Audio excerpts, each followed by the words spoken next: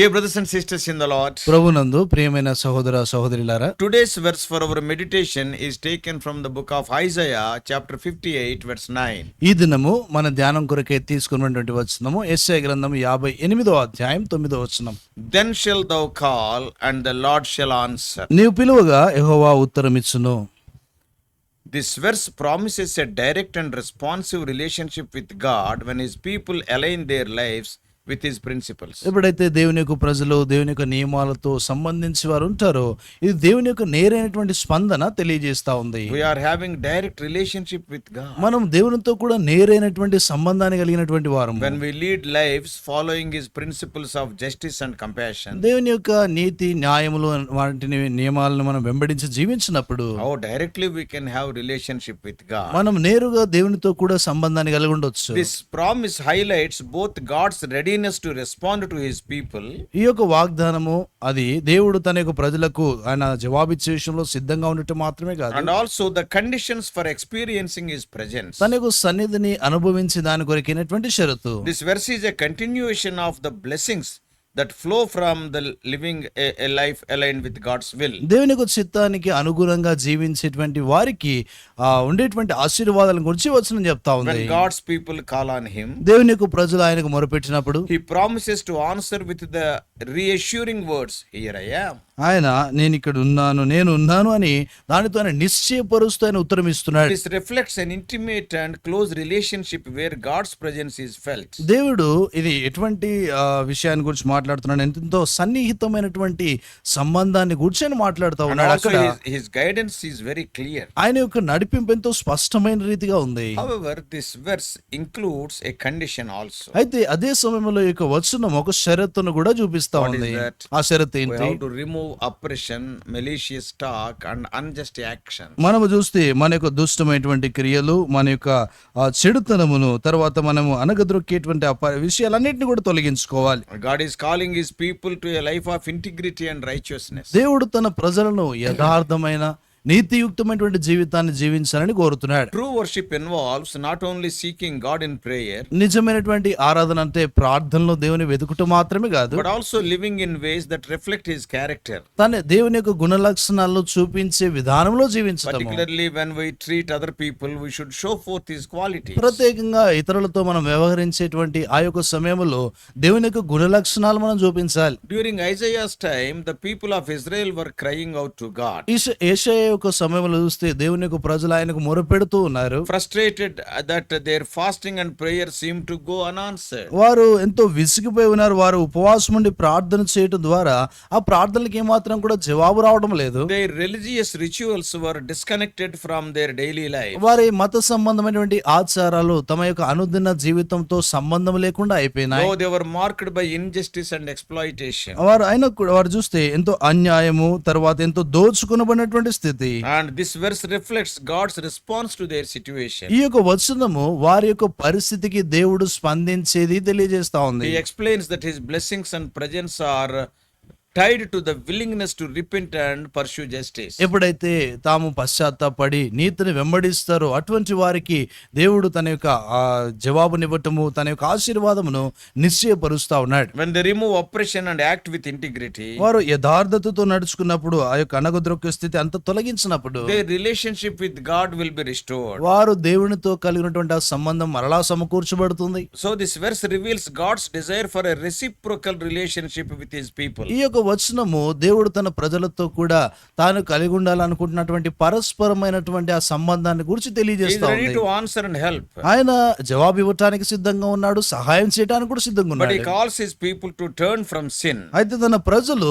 పాపము నుండి వైదొలగాలని ఆయన కోరుతున్నాడు. They must align their actions with his will. వారు తన యొక్క చిత్తానుసారంగా వారి క్రియలు ఉండాలని ఆయన కోరుతా So వచ్చాడు. this verse also underscores the importance of repentance and righteous living. ఈ యొక్క వచనము ఆ నీతియుక్తమైనటువంటి జీవితం జీవించే దాని విషయంలో యథార్థంగా జీవించే దాని విషయంలో ఉన్న ప్రాముఖ్యతను తెలియజేస్తా ఉంది. God's promises are not just about individual spiritual experiences. దేవుని యొక్క వాగ్దానాలు కేవలం వ్యక్తిగతమైన తర్వాత వారి యొక్క అనుభవం కొరకైనవి కావు, Not only for personal, వ్యక్తిగతమైనది మాత్రమే కాకుండా but about creating communities that reflect His justice, mercy, and truth. తన యొక్క సత్యము నీతి న్యాయమును నిర్మించేటువంటి ఆ యొక్క గుంపు సమూహమును కోరుతా ఉన్నాడు. So the verse is structured around a condition and a promise. ఈ యొక్క వచనము షరతు తర్వాత వాగ్దానంతో కూడా ఉంది. The first part emphasizes God's readiness to respond. మొదటి భాగంలో చూస్తే దేవుడు స్పందించడానికైనా సిద్ధంగా ఉన్న ఆ సంగతిని తెలియజేస్తా ఉంది. That is what we read. Then you will call and the Lord will answer. అక్కడ అది మనం చదువుతా వస్తాం, నీవు పిలువగా యెహోవా ఉత్తరం ఇచ్చును. This is followed by a condition. ఇది షరతుతో ఇంకా దాని తర్వాత షరతు ఉంది. You have to remove oppression and malicious talk and blame shifting. నీవు ఆ యొక్క చెడుతనమును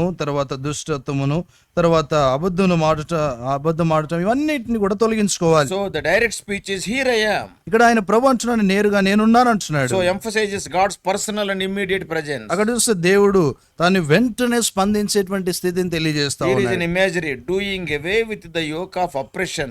It ties the verse to the broader themes of justice and liberation.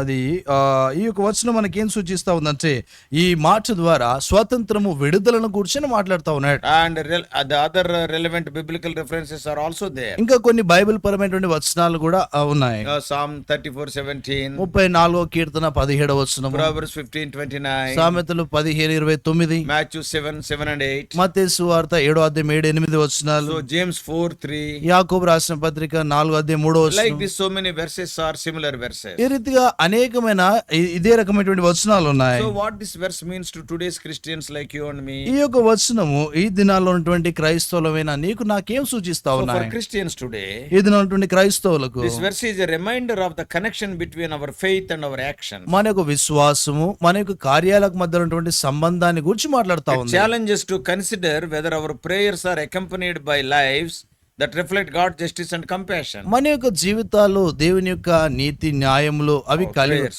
ఆ ప్రార్థనలో దేవుని నీతి న్యాయము యథార్థతతో ఉన్నాయా లేవా దాని గురించి అడుగుతా ఉన్నాయి. Are we addressing the yoke of oppression in our relationships and workplaces and communities? మన యొక్క సంబంధాల్లో మనం పనిచేసేటువంటి స్థలాల్లో ఇటువంటి అనగదొక్కేటువంటి ఆ యొక్క స్థితి మన జీవితాల్లో ఉందా? This verse also offers encouragement. ఈ యొక్క వచనం అదే సమయంలో మనకు ప్రోత్సాహాన్ని కూడా ఇస్తా When ఉంది. we live in alignment with God's will, మనము దేవుని యొక్క చిత్తానికి అనుగుణంగా we జీవించినప్పుడు can experience His presence. మనం ఆయన సన్నిధిని We can ఆనందించగలుగుతాం. experience His guidance in a powerful way. శక్తివంతమైనటువంటి విధానంలో ఆయన నడిపింపును It అనుభవించగలుగుతాం. assures us that God is attentive and ready to respond to our cries for help. దేవుడు మనము మొరపెట్టినప్పుడు ఆయన మన యొక్క మొరలకు స్పందించడానికి ఎంతో సిద్ధంగా ఉన్నాడని తెలియజేస్తా So ఉంది. God's promise to answer His people demonstrates His love and desire for a close relationship with them. దేవుడు తన ప్రజలకు జవాబు ఇచ్చుటలో దేవుడు తన ప్రజలతో కూడా తాను ఎంతో సన్నిహితమైనటువంటి సంబంధాన్ని కలిగి ఉండే దానిలో ఆయన ప్రేమ తెలియజేస్తా ఉంది. He is not a distant or indifferent God. ఆయన ఏదో దూరంగా ఉండేటువంటి దేవుడు కాదు ఆయన. He is deeply involved in our lives. ఆయన మన జీవితాలను ఎంతో లోతుగా జోక్యం చేసుకుని ఉన్నాడు. He is ready to respond when they call. వారు మొరపెట్టినప్పుడు ఆయన ఉత్తరం ఇవ్వడానికి సిద్ధంగా At ఉన్నాడు. the same time, His call to remove oppression and malicious talk reflects His concern for justice and righteousness. అదే సమయంలో ఆయన చెడుతనమును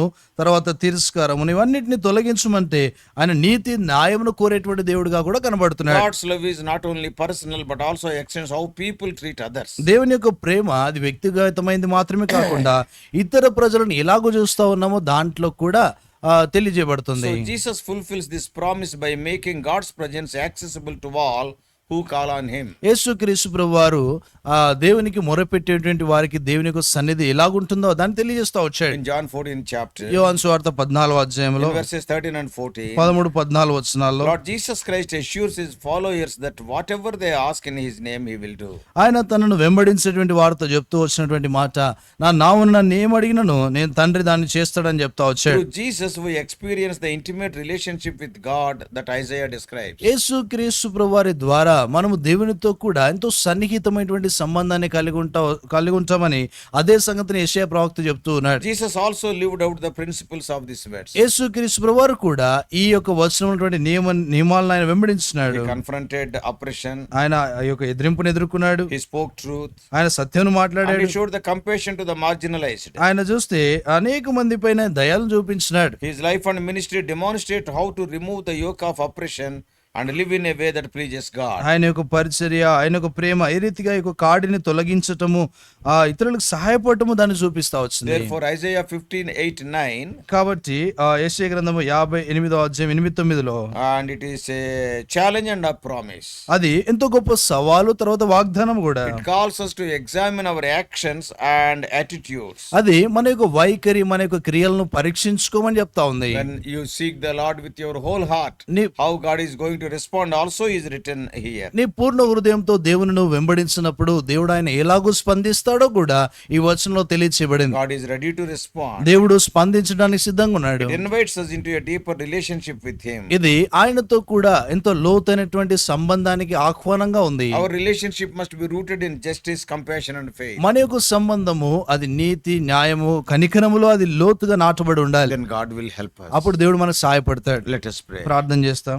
Loving Heavenly Father, ప్రేమగల పరలోకపు మా తండ్రి, you are a prayer hearing and prayer answering నువ్వు God. ప్రార్థన ఆలకించే జవాబిచ్చే దేవుడు. But our lives must be, O Lord, congenial అయితే or suitable, O Lord, in thy sight. అయితే ప్రభువా, మా యొక్క జీవితాలు నీ యొక్క దృష్టికి ఎంతో అనుగుణముగా సంబంధించిందిగా అది ఉండాలి. There should not be any oppression in our life. మా జీవితంలో ఎటువంటి అనగదొక్కే స్థితి There ఉండకూడదు. should not be any ill treatment with other people. ఇతరులను ఎవరిని కూడా అన్యాయంగా మేము చూడకూడదు. O Lord, when all these things satisfy your demand, ప్రభా, ఈ యొక్క సంగతులన్నీ కూడా నీ కోరిక నెరవేర్చినప్పుడు O Lord, surely you are going to bless us. ప్రభా, నిశ్చయంగా నువ్వు మమ్మల్ని You దీవిస్తావు. are going to answer our prayer. ప్రభా, మా ప్రార్థనలకు జవాబునిస్తావు. Help us to lead such a, O Lord, life of, O Lord, righteousness. ప్రభా, అటువంటి నీతియుక్తమైన జీవితాన్ని జీవించినట్లు సహాయపడండి.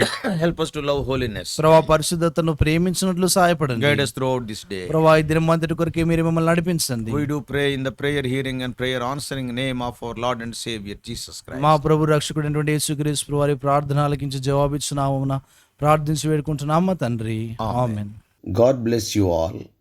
Please subscribe for more spiritual messages to the YouTube channel John Victor Telugu Messages.